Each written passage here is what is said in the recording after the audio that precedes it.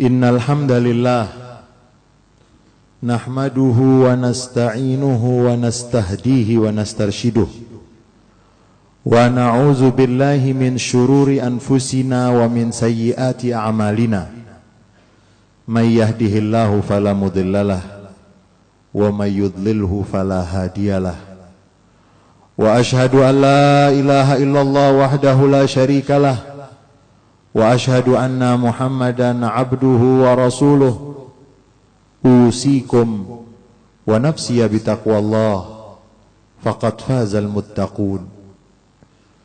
Puja dan puji syukur hanya milik dan untuk Allah Subhanahu wa ta'ala.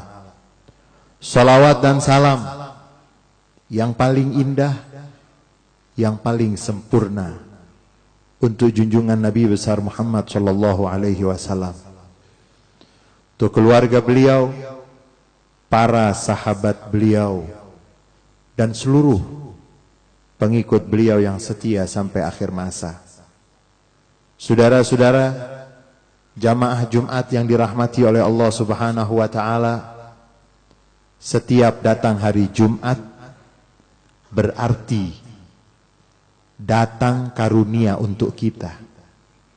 Setiap datang hari Jumat berarti ukhuwah, persaudaraan kita akan semakin erat. Setiap datang hari Jumat, ilmu dan pengetahuan kita akan bertambah. Setiap datang hari Jumat, iman dan ketakwaan kita akan meningkat. Pada kesempatan Jumat yang penuh dengan keberkahan ini, izinkan kami mengingatkan diri kami dan kita semua dengan satu tema sederhana tapi sangat penting. Kewajiban orang tua terhadap anaknya. Kita sering mendengar kewajiban anak terhadap orang tuanya dengan istilah birrul walidain, bakti kepada kedua orang tua. Itu adalah tema penting, harus diketahui oleh setiap anak. Namun tidak kalah pentingnya tema yang ingin kami sampaikan secara singkat pada Jumat yang penuh dengan keberkahan ini, kewajiban orang tua terhadap anaknya. Sering kita mendengar bagaimana kewajiban anak terhadap orang tua. Jangan mengangkat suara, jangan memberikan pandangan mata yang tajam, jangan mengeluarkan kalimat tidak hormat walaupun kalimat tersebut tidak panjang. Itu adalah bagian dari kewajiban anak terhadap orang tuanya. Pertanyaannya, apa kewajiban orang tua terhadap anaknya? Kita tidak usah terlalu tinggi dan muluk-muluk berbicara ingin memperbaiki bangsa dan negara, ingin memperbaiki skop yang paling kecil. Ada negara yang kecil, ada benih negara yang kecil, rumah tangga. Salah seorang pernah datang kepada Sayyidina Umar ibn al-Khattab radhiyallahu anhu wa ardhah. Orang tersebut adalah seorang ayah yang memiliki anak yang mana ayah tersebut menganggap anaknya adalah anak yang durhaka. Ayah tersebut datang kepada Sayyidina Umar bin Al-Khattab untuk mengeluhkan kasus tadi. Datang kepada Sayyidina Umar setelah mengucapkan salam dan mengatakan, wahai Amirul Mukminin, wahai Umar bin Al-Khattab, pimpinan orang-orang yang beriman, saya mengeluhkan kepada kamu anak saya yang kurang ajar. Lalu Sayyidina Umar bin Al-Khattab radhiyallahu anhu wa ardhah, beliau mengatakan, hadirkan anakmu. Dibawalah anaknya menghadap kepada Sayyidina Umar bin Al-Khattab radhiyallahu anhu wa ardhah. Lalu Sayyidina Umar memulai dengan mengingatkan, wahai anak, tahukah kamu bahaya durhaka kepada kedua orang tua? Surga yang semerbaknya dapat dicium dari perjalanan 1000 tahun. Semerbaknya dapat dicium dari radius 1000 tahun perjalanan. Semerbak harumnya. Belum masuk ke surga, semerbak harumnya dapat dicium dari jarak 1000 tahun perjalanan. Siapa yang durhaka kepada kedua orang tuanya, jangankan masuk surga, mencium semerbak harum surga tidak akan didapatkan olehnya. Wahai anak, tahukah kamu, sanksi terhadap satu maksiat tidak kontan dibayar di dunia, kecuali sanksi karena durhaka kepada orang tua. Dibayar, dijatuhkan sanksi tersebut kontan di dunia, belum lagi di akhirat. Anak tersebut menangis. Lalu dia mengatakan, ya Amiral Mukminin, yang Amiral Mukminin jelaskan adalah kewajiban anak terhadap orang tuanya. Diizinkankah saya untuk bertanya, apakah ada kewajiban orang tua terhadap anaknya? Sayyidina Umar mengatakan, silahkan Anda bertanya. Itu pertanyaan saya, wahai Amirul Mukminin. Pertanyaannya adalah, apakah ada kewajiban orang tua terhadap anaknya? Sayyidina Umar mengatakan, ada. Paling tidak ada 3 kewajiban. Yang pertama adalah ayyastanjiba ummah, memilih sebelum dia menjadi ayah, sebelum dia menjadi orang tua, dia harus memilih siapa yang akan menjadi ibu untuk anaknya. Ayyastanjiba ummah. Anak tersebut mengatakan, ya Amiral Mukminin, la wallah mastanjabani ummi. Tidak, wahai Amirul Mukminin, ayahku tidak memilih untukku ibu yang baik. Ibuku mahiya illa sindiyah yashtariha bidarahima ma'duda. Ibuku adalah seorang budak yang murah, yang ayah membelinya dengan harga beberapa dirham saja. Lalu dia mengandung aku dan dia melahirkanku, dan ibuku bukan ibu yang baik. Tidak tahu bagaimana merawat anak, menjaga anak, memperhatikan anak, membesarkan anak. La wallah, wahai Amirul Mukminin, demi Allah, ayahku tidak memilih untukku ibu yang baik, ibu yang mengerti bagaimana dia menjadi ibu. Sayyidina Umar menatap ayah yang mengeluhkan anaknya tersebut dengan mengatakan, engkau telah melanggar kewajibanmu. Yang kedua, Sayyidina Umar mengatakan, kewajiban orang tua yang kedua terhadap anaknya setelah dia memilih, karena ibu memiliki peranan yang penting. Allah yang memilih wanita untuk menjadi ibu. Laki-laki diminta untuk memilih calon ibu anak-anaknya dengan yang sebaik-baiknya. Yang kedua, an yuhassin ismahu idza wulid. Kalau anaknya lahir, diberikan nama yang bagus. Karena nama adalah doa, nama adalah harapan, nama adalah penjagaan. Seorang yang bernama Fatimah tidak akan masuk ke diskotik dengan membawa nama Fatimah. Seorang yang bernama Khadijah, seorang yang bernama Muhammad tidak akan masuk ke tempat-tempat maksiat dengan membawa nama Muhammad. Nama itu penjagaan, nama itu doa. Anak tersebut mengatakan, la wallah ma sammani illa ju'ala. Tidak, demi Allah wahai Amirul Mukminin, ayahku tidak memilih untukku nama yang bagus. Dia berikan aku nama Ju'al. Ju'al artinya kelelawar jantan. Sayyidina Umar kembali menggelengkan kepalanya, menatap ayah tersebut dengan mengatakan, yang kedua, kamu juga sudah langgar. Itu kewajibanmu terhadap anakmu. Kamu pilih untuknya nama yang buruk. Yang ketiga, saudara-saudara, sidang Jumat yang dirahmati oleh Allah Subhanahu wa taala. Sayyidina Umar mengatakan, an yu'allimahul Qur'an. Dan kewajiban yang ketiga adalah mengajarkan Al-Quran untuk anaknya. Anak tersebut mengatakan, la wallah ma'allamani walau ayatan minal Qur'an. Demi Allah ya Amiral Mukminin, ayahku, orang tuaku tidak mengajarkan kepadaku satu ayat pun, tidak pernah diajarkan kepadaku Al-Quran. Saudara-saudara, jamaah Jumat yang dirahmati oleh Allah Subhanahu wa taala, bukan berarti kita harus mengajarkan kalau kita tidak mampu mengajarkan Al-Quran. Berarti kita berdosa. Kita bisa memanggil guru yang akan membuat anak kita mengerti Al-Quran. Ayah tersebut ditegur oleh Sayyidina Umar dengan mengatakan, berarti kamu telah melanggar semua kewajiban-kewajibanmu terhadap anakmu. Sayyidina Umar mengatakan, aqaqta alaihi qabla an ya'uqqa alaik. Kamu yang mencetak dia menjadi durhaka. Kamu yang membuka peluang untuk dia menjadi durhaka.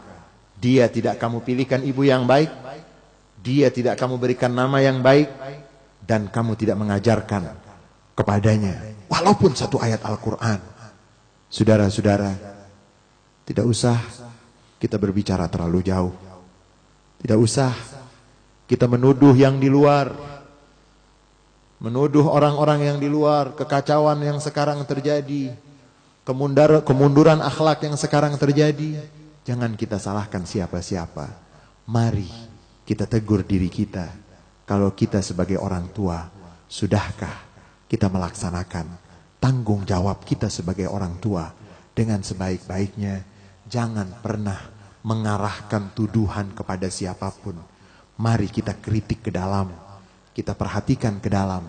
Jangan-jangan kekacauan yang terjadi ini, bagian besar sumbangsihnya berasal dari kita tanpa kita sadari.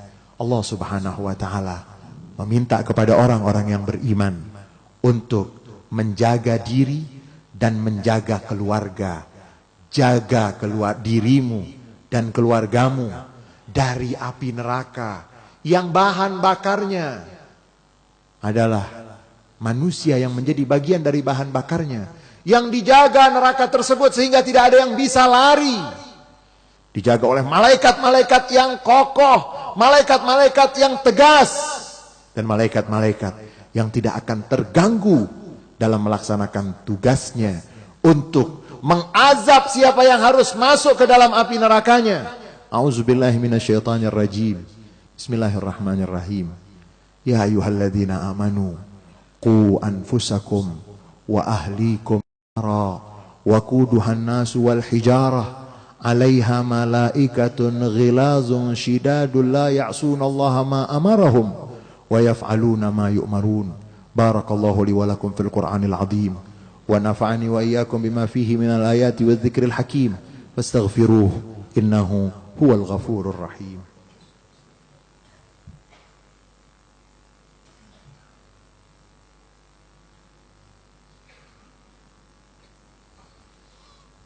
Alhamdulillahilladzi la tanhasiru afraduhu bita'dad wa la yumallu takraruhu bikathrati tardad. Summa salatu wassalam ala nabiyyina wa rasulina wa imamina wa hujjatina wa maulana Muhammad afdalil khalqi wa sayyidil ibad wa ala alihi at-tayyibin at-tahirin wa ashabihi al-ghurril mayamin wa tabi'ihim wa man tabi'ahum bi ihsanin ila yaumit tanad. Ashhadu an la ilaha illallah wahdahu la syarika lah wa ashhadu anna Muhammadan abduhu wa rasuluh. Usikum wa nafsiya bitaqwallah faqad fazal muttaqun. Saudara-saudara jamaah Jumat yang dirahmati oleh Allah Subhanahu wa taala, anak adalah investasi. Bukan hanya investasi di dunia, tapi sampai nanti hum wa azwajuhum fi dhilalin 'alal araiki muttaqiun. Wa man salaha min abaihim wa azwajihim wa zurriyatihim. Maka nanti anak keluarga semua akan masuk ke dalam surga bersama-sama, ataupun sebaliknya. Salah berinvestasi. Jangankan untuk investasi yang jauh di akhirat, salah investasi di dunia. Berapa banyak orang yang merugi, berapa banyak orang yang stres. Bagaimana kalau dia salah investasi untuk yang jauh ke akhirat kelak.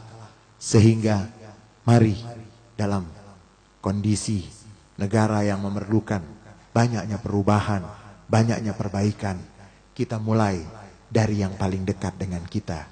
Perhatikan anak-anak kita. Perhatikan tanggung jawab kita terhadap anak-anak kita. Sudahkah dia pernah menjadi cinta kepada Rasulnya, kepada Nabinya, karena ayahnya menanamkan cinta kepada Rasul dan Nabinya? Sudahkah kita menjadi orang tua yang membuat anak kita bisa berbakti? Dan Rasulullah Shallallahu Alaihi Wasallam, beliau yang mengatakan, rahimallahu walidan a'ana waladahu ala birrih.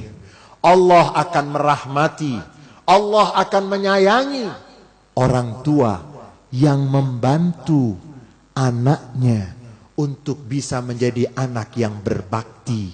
Mudah-mudahan kita adalah orang-orang tua yang sayang, perhatian dengan anak-anak kita. Sehingga bentuk sayang kita tersebut, kita membantu anak-anak kita menjadi anak-anak yang pandai berbakti. Dan akan menjadi anak-anak yang bermanfaat untuk semua yang bersentuhan dengan anak-anak kita. Innallaha wa malaikatahu yusalluna 'alan nabi ya ayyuhalladzina amanu sallu 'alaihi wa sallimu taslima. Allahumma salli 'ala sayidina Muhammad wa 'ala ali sayidina Muhammad kama sallaita 'ala sayidina Ibrahim wa 'ala ali sayidina Ibrahim wa barik 'ala sayidina Muhammad wa 'ala ali sayidina Muhammad kama barakta 'ala sayidina Ibrahim wa 'ala ali sayidina Ibrahim. Radhiyallahu ta'ala an sadatina Abi Bakr wa Ali wa an baqiyatis sahabati wa qarabati Rasulillah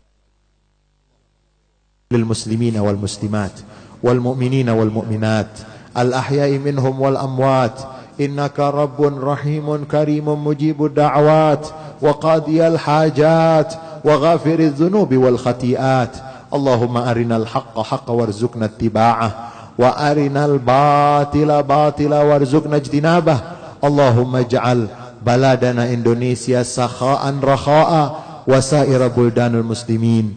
Ibadallah, innallaha ya'muru bil adli wal ihsan wa ita'i dzawil qurba wa yanha 'anil fahsya'i wal munkari wal baghi ya'izukum la'allakum tadhakkarun. Fadhkurullaha yazkurkum washkuruhu 'ala ni'amihi yazidkum wa la dzikrullahi akbar. Aqimis shalah. Assalamualaikum warahmatullahi Rasulillah wa ala alihi wa sahbihi wa bawalah amma ba'du. Yang sama-sama kita hormati Ketua Dewan Pengurus Masjid Agung Sunda Kelapa Bapak Haji Muhammad Aksa Mahmud beserta jajaran Dewan Pengurus, dan juga khotib Jumat kita hari ini Ustadz Haji Ali Hasan Bahar LCMA yang alhamdulillah tadi telah menyampaikan materi yang sungguh luar biasa. Semoga makin menambah keutamaan dan juga ilmu untuk keluasan kita pada kesempatan hari ini. Dan juga Ustadz Fadlan Garamatan yang alhamdulillah hadir bersama kita untuk sholat Jumat bersama. Dan juga para hadirin jamaah sholat Jumat Masjid Agung Sunda Kelapa yang sama-sama kami hormati.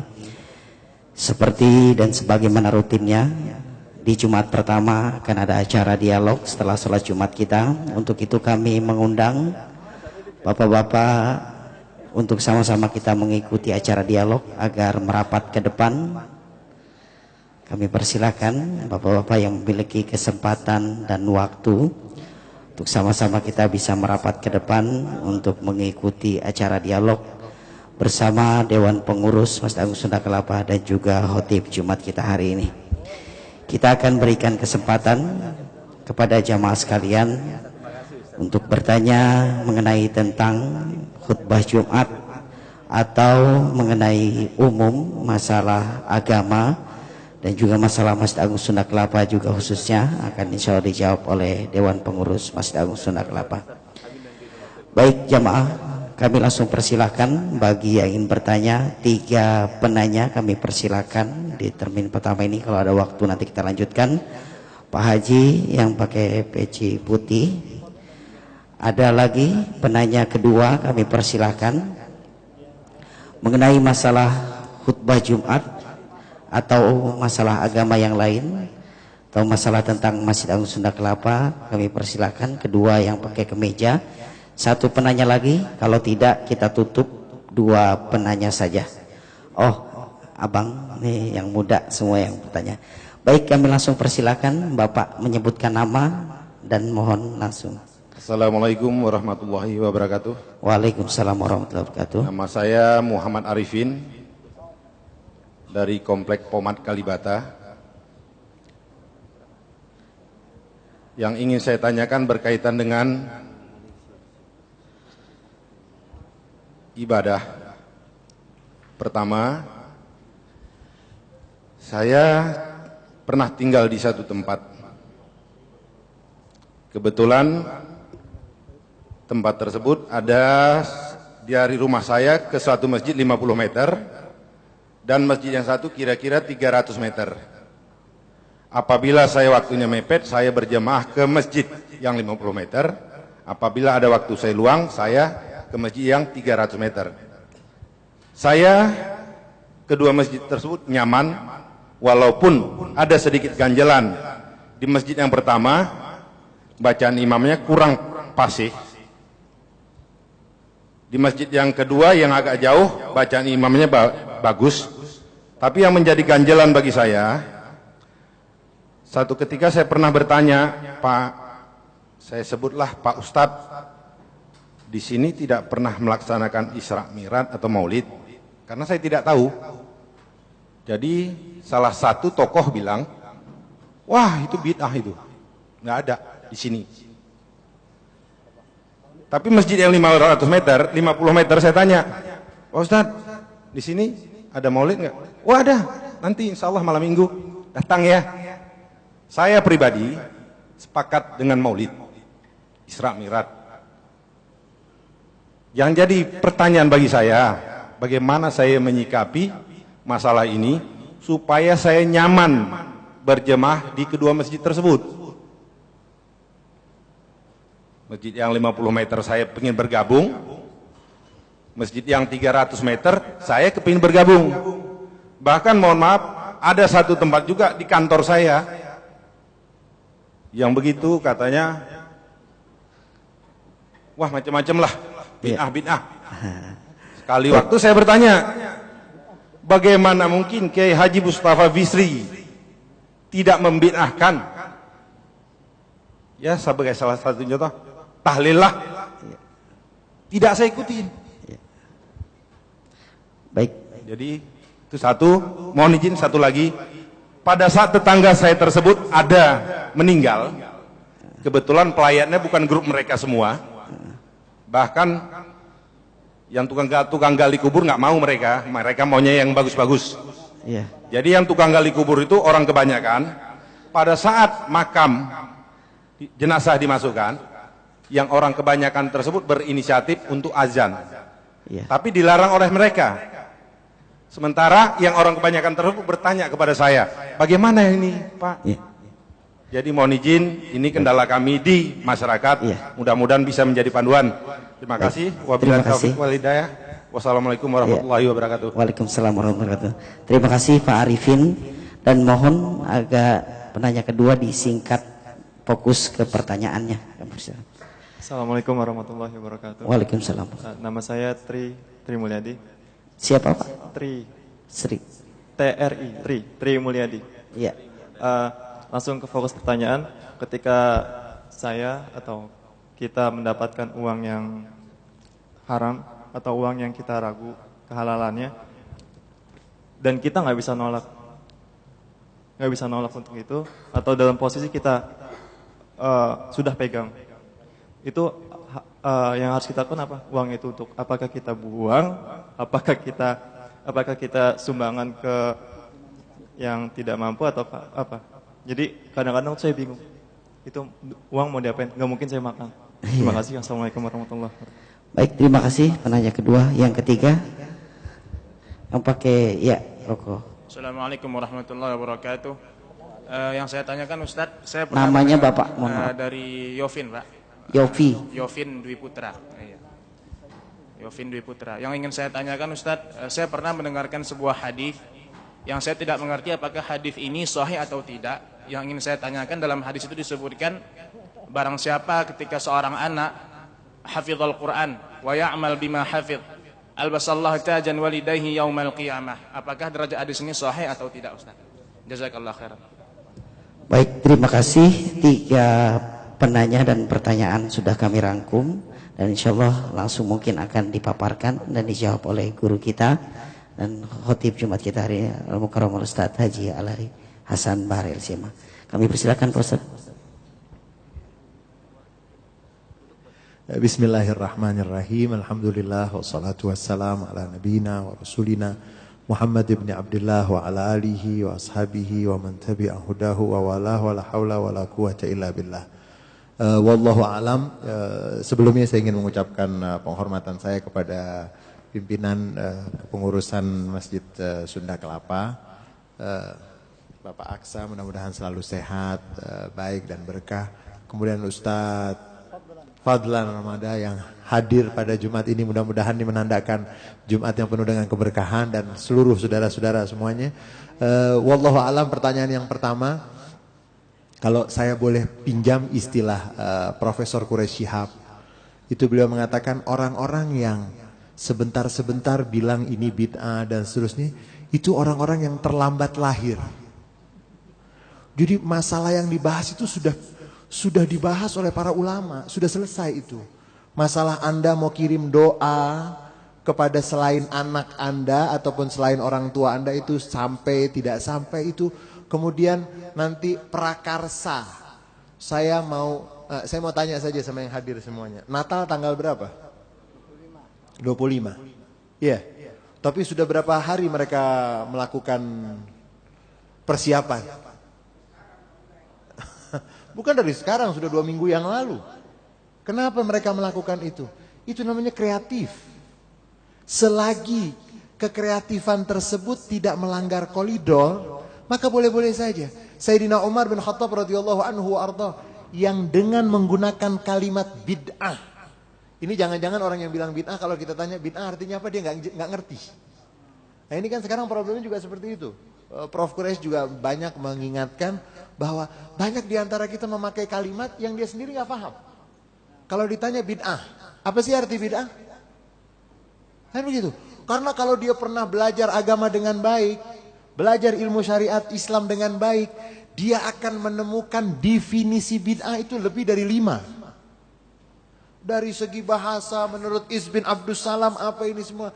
Jadi hal-hal yang tadi ditanyakan itu memang meresahkan pada beberapa titik dan pada beberapa kesempatan. Namun kita yang hadir di sini, saya mengharapkan kita memahami perbedaan itu tidak mungkin bisa kita tolak. Tapi kita harus menjadi umat yang ruhama ubainahum. Kita harus menjadi umat yang sayang. Saya dengan abang saya ada miripnya, ada bedanya. Iya, saya dengan adik saya, Bapak Arifin ya. Bapak Arifin punya saudara kan? Punya, sama persis. Tapi saudara bukan? Jangan cari perbedaannya. Kalau memang kita punya kesempatan untuk bisa berdiskusi dengan ilmu dan akhlak, tolong jangan diskusi kalau nggak punya ilmu, nggak punya akhlak. Akhirnya kacau. Kalau punya ilmu, bagus nanti. Punya ilmu, punya akhlak, diskusi. Jangan tidak punya ilmu, tidak punya akhlak. Karena masalah yang ditanyakan tersebut itu sudah dibahas. Dari zaman Imam Syafi'i sudah ada perbedaan seperti itu. Tapi karena terlambat lahir, akhirnya dia kaget. Kok ini ada perbedaan? Silahkan memilih selagi semuanya tidak keluar dari koridor. Dan tanya kepada ulama yang memiliki ilmu dan akhlak. Sehingga kita bisa mengambil sikap tidak menambah masalah menjadi masalah yang baru lagi. Karena Imam Syafi'i punya perbedaan dengan Imam Maliki. Imam Syafi'i dengan Imam Hanafi atau Imam Abu Hanifah ada perbedaan. Tetapi mereka semua cerdas. Sehingga perbedaan itu menjadi kekayaan. Bukan perbedaan menjadi problem dan permasalahan. Jadi kita harus menanggapinya dengan tenang. Oh, itu mengikuti pendapat yang ini. Karena sahabat Nabi, singkat saja, sahabat Nabi pun juga mereka berbeda. Ada putra Sayyidina Umar bin Khattab, Abdullah bin Umar. Itu kalau mau duduk di Masjid Nabawi, kalau mau masuk pintu Masjid Nabawi, beliau tanya dulu sama sahabat yang lebih senior. Nabi pernah lewat pintu sini nggak? Nggak pernah, nggak mau saya lewat situ. Ya, Itu putra Sayyidina Umar namanya Abdullah bin Umar. Saking, tapi nggak ganggu orang. Itu beliau pakai untuk sendiri. Itu kalau mau sholat itu di Masjid Nabawi juga tanya sama Siti Aisyah, wahai Ummul Mukminin, Rasulullah pernah nggak sholat di sini? Nggak pernah, nggak mau saya. Dan ini juga dilanjutkan oleh Imam Ahmad bin Hambal. Dalam beberapa riwayat dikatakan Imam Ahmad bin Hambal pernah mendapatkan semangka. Ditawarkan untuk makan.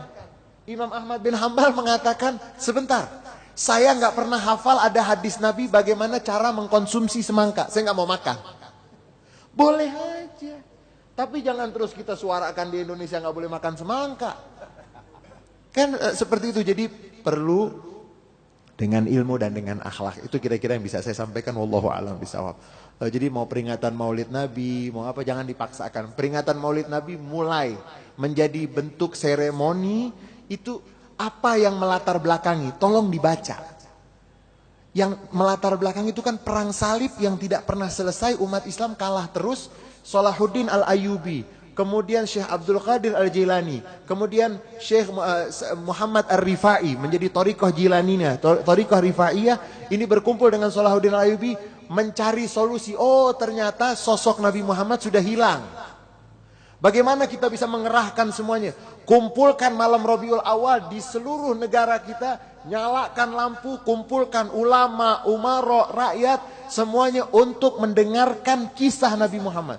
Karena beliau adalah tokoh manusia yang istimewa, yang from zero to hero. Dari kosong, dari nol, sampai menjadi orang yang semenjak itu dilakukan kampanye. Kalau sekarang kan kita kampanyenya aneh tuh. Kampanyenya yang kita malu menyebutnya, iya. Ini kampanye, semuanya itu dikerahkan untuk mengenal Nabi Muhammad. Bangkit semangat. Cuman bedanya zaman dahulu, kalau Maulid Nabi, selesai peringatan itu mereka semangat. Kalau sekarang tidak. Nah, itu yang harus diluruskan. Karena memang kita mesti memiliki kekreatifan. Mereka itu tanggal 25 Desember tapi 2 bulan sebelumnya sudah siap. Anda masuk ke mall dikasih topi. Itu mereka kreatif, kita nggak kreatif. Bagaimana kita memperkenalkan Nabi Muhammad? Tunggu orang masuk ke masjid baru kenal sama Nabi Muhammad. Itu kan, kalau mereka kan tidak. Dimanapun juga Anda pergi ke mall, salah satu mall bergengsi di Jakarta. Itu di Plaza Senayan atau Senayan City. Itu ada pojok namanya pojok pujian. Umat Islam nggak punya. Mereka punya. Nanti bid'ah lagi. Itu kan repot. Jadi kita harus dengan ilmu, dengan akhlak untuk menyikapi itu semuanya. Pertanyaan yang uang haram. Uang haram itu Nabi mengatakan tubuh yang tumbuh dari yang haram, neraka yang paling layak untuk itu. Kemana uang tersebut? Tapi jangan bodoh. Negara-negara Timur Tengah, ketika baru ditemukan minyak, itu uang mereka triliunan dolar. Dititiplah di bank-bank di Swiss. Begitu dititip di bank-bank di Swiss, diberitahu oleh pengelola bank di sana, ini ada bunganya. Kami nggak mau bunganya. Terus diapakan? Sudah terserah. Tolong tanda tangan. Bunganya kami tidak mau ambil, diserahkan kepada pengelola bank. Akhirnya bunga itu dikasih ke Israel. Untuk bangun negara Israel. Nah, ini akhirnya apa?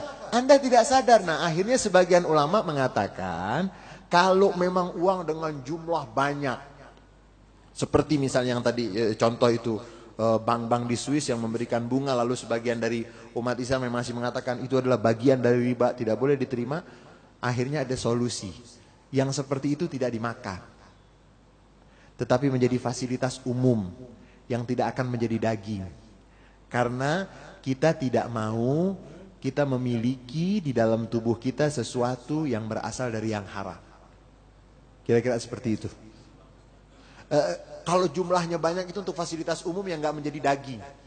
Itu solusi terakhir. Kenapa? Kalau yang kecil, dikasih ke siapa maunya? Sudah, kalau memang Bawa ke Sunda Kelapa aja. Jadi kalau memang tidak, kita berikan untuk yang tidak menjadi makanan. Kita kita tidak mau memiliki andil tubuh seseorang masuk yang haram, karena yang haram akan senyawa dengan neraka. Wallahu a'lam bishawab. Pertanyaan yang terakhir tadi, hadis yang Rasulullah SAW mengatakan, seingat saya Imam Al-Qurtubi di dalam muqaddimah tafsirnya ketika menjelaskan keistimewaan hafidz Quran, itu beliau membawakan, dan seingat saya hadis-hadis itu dhaif, lemah, tetapi nanti, nah ini kan kita perlu belajar, apakah setiap hadis dhaif itu harus dibuang? Karena kalau hadis dhaif harus dibuang, berarti berapa jumlah hadis di dalam kitab-kitab hadis yang standar itu yang harus dibuang. Di dalam kitab Jami'us Shaghir karya Imam Suyuti, itu ada yang dengan isyarat dhaif. Itu ada berapa ribu. Anda mau buang? Ulama nanti, nah ini kan repot. Kalau orang ngajinya itu,